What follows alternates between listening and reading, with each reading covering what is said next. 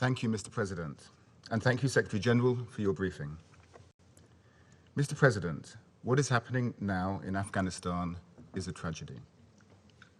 We have long believed that the only path to a sustainable peace in Afghanistan and regional stability lay in a negotiated political settlement. We have worked hard to breathe life into peace negotiations between the Afghan government and the Taliban, working closely with the US, our leading allies, and other regional powers. The Taliban pledged at Doha to engage in those talks in good faith. Their actions on the ground have betrayed that promise. Mr. President, the Taliban must immediately do three things. First, they need to cease all hostilities and military action to ensure the protection of civilians and to allow the safe and orderly departure of foreign nationals and others who wish to leave. Second, they must commit unequivocally not to harbour or give safe haven to terrorist groups which endanger other countries. And third, the Taliban must honour their promises to protect and uphold human rights, including those of women, girls and minorities.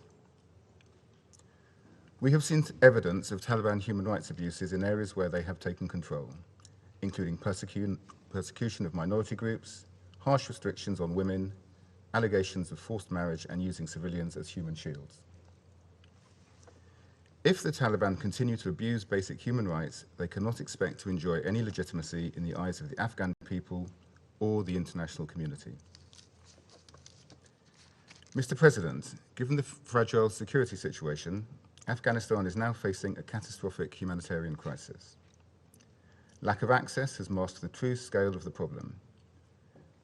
Half the population were already in need of humanitarian assistance at the start of the year, and the situation is much worse now. The Taliban must respect international humanitarian law and permit humanitarian organizations to continue their work with unhindered, safe access to those in need. The United Kingdom has long been a leading provider of humanitarian aid to Afghans, both in Afghanistan and in the region. Over recent years, the UK has been proud to be one of the leading contributors to the Afghanistan Humanitarian Fund.